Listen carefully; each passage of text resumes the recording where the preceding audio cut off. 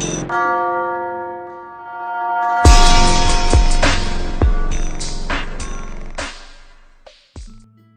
दोस्तों, फिर से आप सभी का स्वागत है मेरे यूट्यूब चैनल पर। तो दोस्तों, आज का हमारा नया टॉपिक है एरम ग्रुप।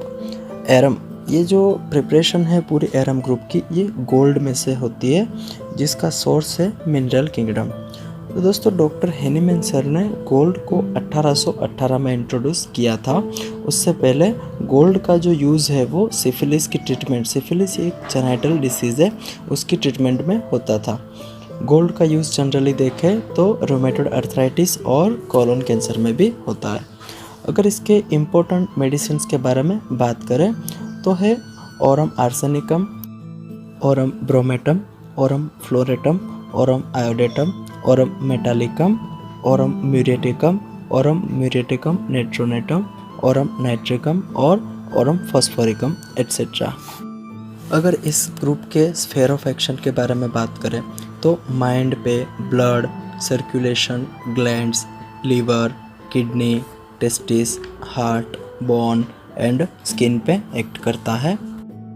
अगर हम पूरे ओरम ग्रुप को एज ए होल समझने की कोशिश करें तो पूरा ओरम ग्रुप दो चीज़ों पे डिपेंड है। एक तो हाइपरेमिया और इमोशनल माइंड।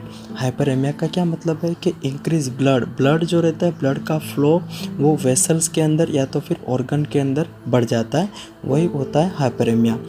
अगर देखें तो ब्लड फ्लो जो रहता है उसका इंक्रीज होने की वजह से हार्ट के अंदर एक्टिविटी भी इंक्रीज हो जाती है और उसकी वजह से हार्ट का स्ट्रोक रहता है वो बढ़ जाता है और हार्ट में हाइपरट्रोफी यानी कि कार्डियक हाइपरट्रोफी डेवलप हो जाती है। हार्ट एनलार्ज हो जाता है और सिम्टम में इसके देखें तो लंग्स जो रहते हैं वो फुल ऑफ ब्लड रहते हैं और लिटिल एक्सर्शन से भी उसको एग्रावेशन होना चालू हो जाता है।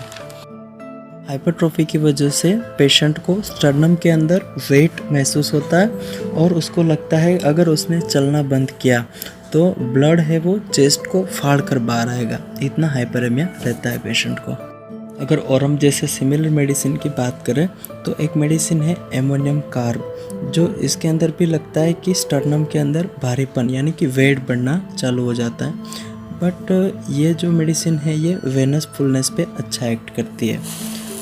हाइपरेमिया की वजह से क्या रहता है कि हेड में ब्लड भरा जाता है और कंजेस्टिव टाइप ऑफ हेडेक चालू हो जाता है। और उसके अंदर एग्रावेशन कब होता है कि मेंटल लेबर यानी कि अगर जब वो पढ़ाई करता है तो पढ़ाई करने की वजह से ब्लड पूरा ब्रेन में आ जाता है और फुलनेस जैसी फीलिंग आती है और साथ में कान में रोरिंग यानी कि जैसे जंगली पशु गर्जना करते हैं ऐसी आवाज़ आती है। तो ये तो थी हेड की बात। अगर आई की बात करें तो आँख में हाइपरेमिया की वजह से रेटाइनल वेसल में भी प्रेशर बढ़ जाता है और उसकी वजह से आँख में बर्निंग और रेडनेस आ जाती है और ऐसा लगता है कि जैसे आँख बाहर आ गई हो और उसको विज़न में भी प्रॉब्लम होती है और जैसे डबल विज़न या तो हाफ विज़न ऐसे दिखाई देता है और कभी कभी ग्लूकोमा भी डेवलप हो जाता है।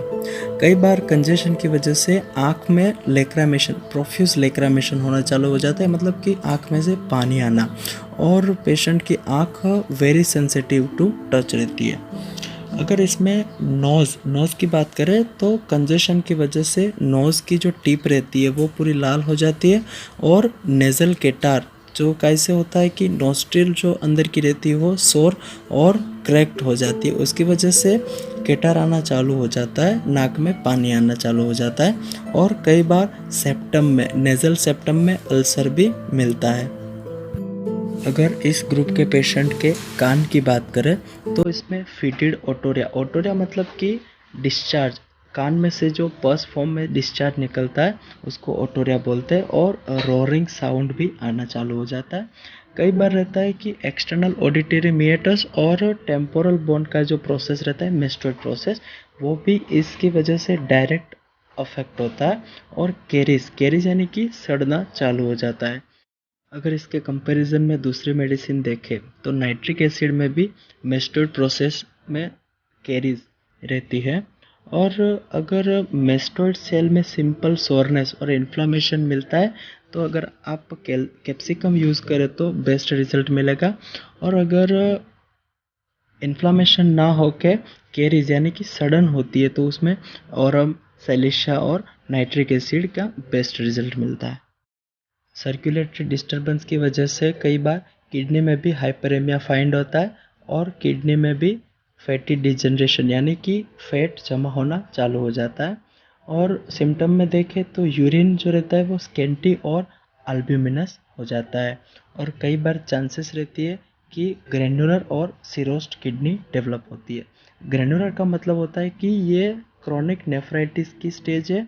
इसमें किडनी की साइज छोटी हो जाती है, रेड होती है और हार्डनेस फील होती है। और ग्रैन्युलर किडनी में और एक यूज़फुल मेडिसिन है प्लम्बमेट जो ये सिम्टम को कवर करती है।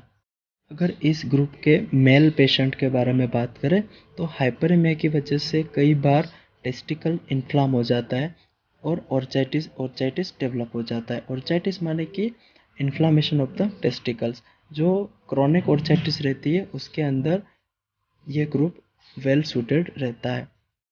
अगर इस ग्रुप के फीमेल पेशेंट के बारे में बात करें तो ऑरम पावरफुली एक्ट करती है फीमेल पर।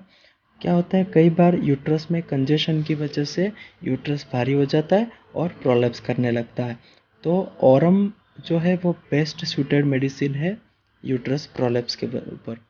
और कई और दूसरी मेडिसिन है सीपिया, लिलियम टिक और नक्स वोमिका जिससे इतना रिलीफ नहीं मिलता क्योंकि प्रोलैप्स का जो कैरेक्टरिस्टिक सिम्टम है वो ऑरम में वेल इंडिकेटेड सिम्टम है। इसी ग्रुप में देखें तो बाकी दो और मेडिसिन है ऑरम मेटालिकम और ऑरम मिरेटिकम नेट्रोनेटम। ये सेकंड और थर्ड पोटेंसी में यूज़ करें तो उसमें अच्छा रिजल्ट मिलता है यूट्रस प्रोलैप्स में। अगर इसके कैरेक्टरिस्टिक मेंटल सिम्टम्स के बारे में बात करें यानी कि इमोशनल माइंड के बारे में बात करें तो पेशेंट में मूड एंड थॉट डिसऑर्डर रहता है। मतलब इसका मूड जो रहता है वो हमेशा लो रहता है और कई बार क्या है कि पेशेंट सोचता ही रहता है, उसको ध्यान नहीं रहता है कि क्या चल रहा है। और अगर दूसरे सिम्टम्स के बारे में बात करें तो है सेल्फ कंडेमनेशन यानी कि वो खुद की ही निंदा करता है और उसको लगता है, उसको फील होता है कि उसने बहुत पाप किए हैं, क्राइम किए हैं।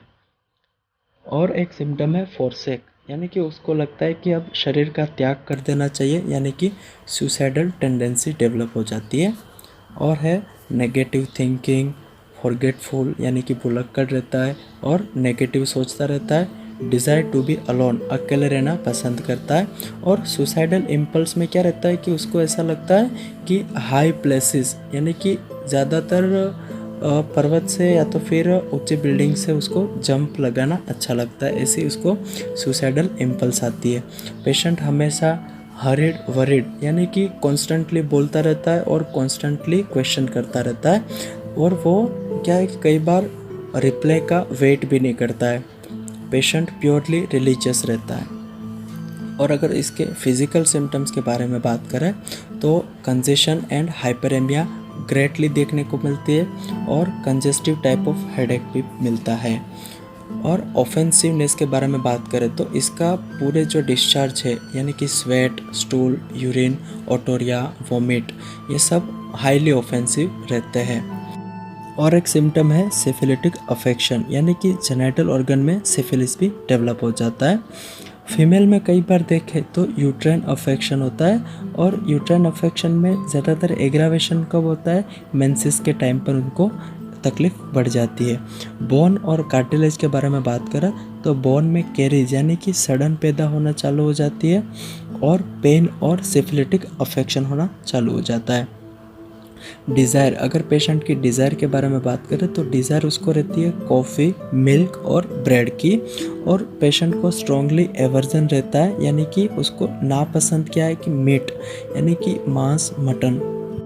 अगर इस ग्रुप की मोडालिटीज़ के बारे में बात करें तो पेशेंट को एग्रावेशन कब होता है तो नाइट में सनसेट से सनराइज के टाइम पर उसको एग्रावेशन होना चालू हो जाता है, मोशन से, कोल्ड एयर से और रात के 3 बजे। ये पीरियोडिकल एक्टिविटी है और मेंटल एक्सर्शन की वजह से और विंटर की वजह से उसको एग्रावेशन होता है।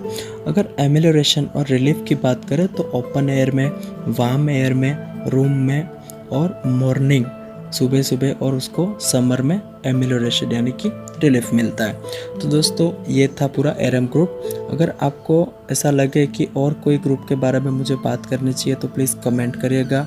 और thank you so much guys for watching the video and subscribe my channel homeo Darshan. Thank you.